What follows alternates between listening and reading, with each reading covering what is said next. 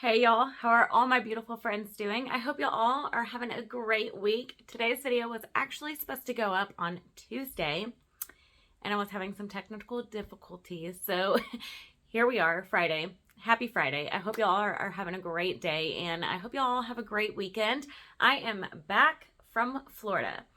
Not too happy about it because I miss my mom, and there's nothing like that warm sunshine weather. Plus I came back to Georgia and it was literally freezing cold and a torrential downpour, lightning and thundering, and to leave the beautiful state and come back to that kind of weather, you're just like, take me back, please. But we'll be back the end of May, so all is well. Today's video is all about the missing person of Cheyann Klus. Cheyenne was from Downers Grove, Illinois. She was 22 years old and she went missing a week before Thanksgiving in 2017. After she asked for a ride, a desperate ride, from one of her friends. Now, a phone call was made 12 days after she disappeared to 911, but it was just a hang-up and nobody really knows what happened to Cheyenne. Have y'all heard about this case? It is completely heartbreaking.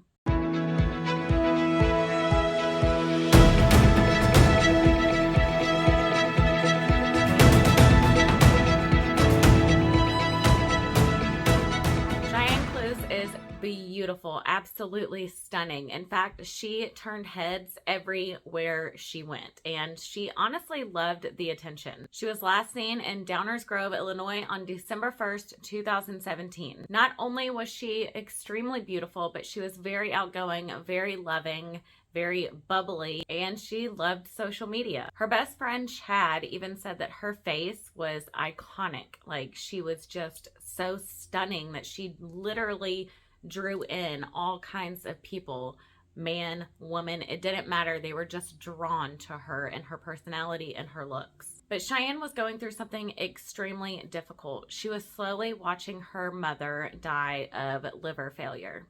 She knew that she was losing her mom, and this pretty much changed Cheyenne. She became very reserved and just very sad, as a lot of us would if you're sitting there watching your mom, especially at 22. That's such a young age to lose your mom. Usually her Facebook is filled with selfies and positive quotes, and it turned to grief and just her pouring her heart out to her mom.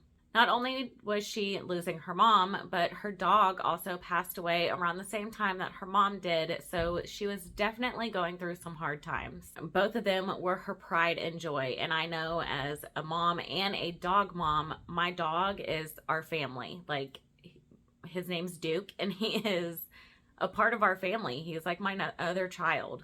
And because of her grief, she became very vulnerable and pretty much turned to guys to help her cope. She kept her mind occupied by getting out of the house, being around dudes that would give her attention. And Chad, being her best friend, saw these guys come and go, and really they were just after, one thing from Cheyenne. She is a pretty girl. She is vulnerable.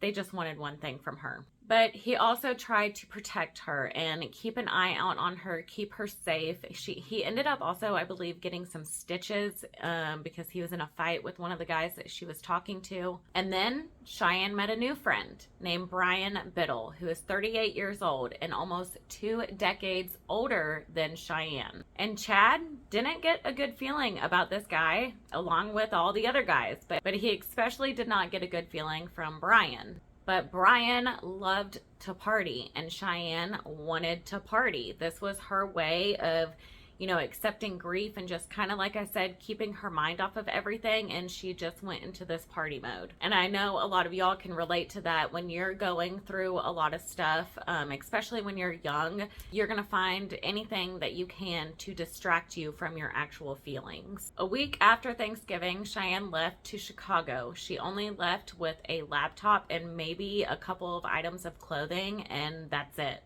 Brian sends an Uber out to Cheyenne's house to pick her up to bring her to Brian's house. They stayed up a lot. They partied all day, all night, just Brian and Cheyenne. They were drinking and partying and just, having fun. Again, Cheyenne trying to get away from her grief and get out of her head. A day and a half later, Chad's phone, the best friend, starts blowing up. Cheyenne is literally desperate to get a hold of him, and she's begging Chad to come pick her up from Brian's house. Chad is sleeping at this point, so he does not immediately hear the phone ringing, and about 20 minutes later, he wakes up, sees the text messages and calls from Cheyenne, and calls her back, literally just 20 minutes later. But Cheyenne does not respond. And Brian says that he slept for 18 hours, and when he woke up, Cheyenne was gone. Now, I've seen a lot of people say, like, who can sleep for 18 hours? And I just gotta say, if you are up for days on end, you are partying or taking substances, it is very possible to sleep that long.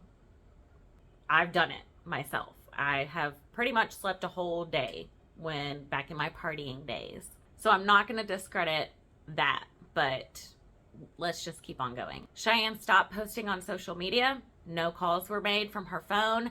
No text messages were sent out. Just complete silence from Cheyenne. And this is not like Cheyenne. She was very active on social media. She answered her calls, her text. We know the drill. This isn't like her. Then 12 days later, on December 11th, 2017, a 911 call was made from Cheyenne's phone. But again, it hung up. She has no car because that Uber picked her up to take her to Brian's. She has no money. So where did Cheyenne go? The call does ping on a cell phone tower near the Mallori Lake Forest Preserve, and this is about 20 miles from Brian's house and 18 miles from Cheyenne's house. So how did Cheyenne get there alone?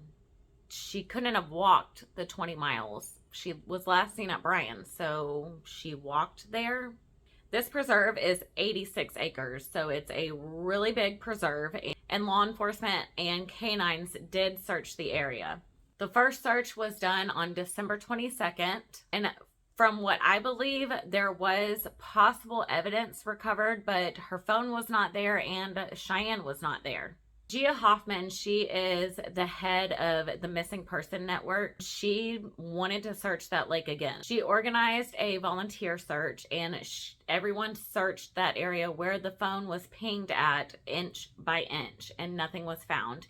And I'm not 100% sure if they actually went into the lake or if law enforcement actually went into the lake. From my knowledge, I don't believe they did, and that's crazy to me. I do think that they should be searching inside the actual lake. Cheyenne's aunt does believe that Brian knows something and he just isn't saying what he knows. And he was the last person to see Cheyenne, but police say that he's not a suspect and he's not a person of interest, and he's talking to the cops and I guess is a witness, and he offered the police to search his phone and to search his house. And I do want to point out that Brian actually got arrested and went to jail in Cook County for possession of firearm and possession of narcotics. And this is completely unrelated to Cheyenne, but I did want to point that out there just in case somebody mentioned it down below in the comments. I'm wondering if maybe while they were partying, something went wrong and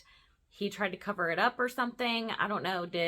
Were they doing substances and she did too much and OD? Were they drinking and she drank too much and got alcohol poisoning? This is just, my thoughts. I'm not saying that he did this. I'm just thinking out loud, basically. And Sylvia, which is Cheyenne's aunt, said that she is completely heartbroken. She feels that she has failed her sister because one of her sister's last requests were to make sure that she looked out for Cheyenne and, kept her safe. And she feels that she failed her. And my heart goes out to this woman because to hold that guilt has got to be eating away at her. And I hope that she can release that guilt and realize that this was out of her control. This is not her aunt's fault. Cheyenne was going through a lot, and when somebody's going through a lot and they're just going in kind of a downward spiral, you can only do so much. I mean, she can't lock Cheyenne in her bedroom and make sure she doesn't leave. Some people I've seen going around on social media believe that she was being held captive. Some believe that she wandered off. I mean, that's 20 18 miles. I personally don't think that she walked that. And again, some believe that she OD'd and Brian just freaked out. And Brian allegedly says that her boots and her makeup were still at his house when he woke up and realized that Cheyenne was gone. So she had no shoes on when she walked all that way. And this 911 call, was that actually Cheyenne trying to reach out? And why 12 days later? Like, was the 911 call staged? Or did she actually make that call and just didn't have good service where she was? Because at that lake, you don't get really good service. So did the call drop? Or did somebody that was with her realize that she was making the call and hung up the phone for her? And her phone still has not been found to this day. And I still can't get over this lake. Like, this is a massive lake and her phone last pinged there. Why was it not searched? This is just my opinion, but to my knowledge, a law enforcement is to make sure that no stone goes unturned during an investigation. So I would assume that you would get a dive team, sonar equipment out there on that lake as soon as possible to check for any evidence whatsoever. And I also saw on social media that a lot of people think that her best friend Chad is suspicious and possibly maybe had something to do with it. Like, he was stuck in that friend zone and he got sick of being in the friend zone and picked her up and did something. I don't know. I don't think that Chad had anything to do with it. I don't even know what happened. I don't know what the hell is going on in this case, to be completely honest with you. Cheyenne is 5 feet 5 inches tall. She weighs 115 pounds and she does have tattoos on her arm. What are y'all's thoughts and opinions on this case? Do you think it was Chad? Do you think it was Brian? Do you think she walked away and ended up just getting at the reserve? What do y'all think? I would love to hear your thoughts and opinions about this case. And I'm very curious why Brian was just instantly ruled out as a suspect or a person of interest. I mean, he was the last person to see her. Not saying he's guilty, but if you're the last person to see someone and they go missing from your house, I feel like you should be investigated a little more. I just feel like they just pushed it aside and was like, oh, he's just a witness. He's not guilty. He's not a suspect. He's just, he's cooperating, so he's innocent. I don't know. There's not that much, honestly, about this case out there. I have seen True Crime Daily, I believe it was, did a episode on her, so I did watch that. I read, like, the article from the Charlie Project and stuff like that, but there's not a lot about this case out there, and I think it is so bizarre. So again, y'all let me know what you think about this case. I'm just, I don't know. I don't know.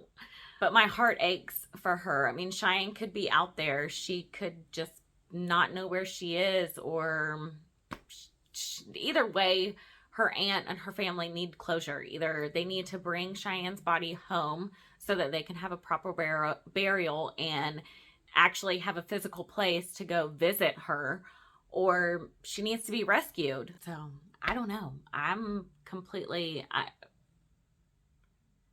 speechless about this case because there's just so little facts and not a lot is out there that I don't really have an opinion to form right now.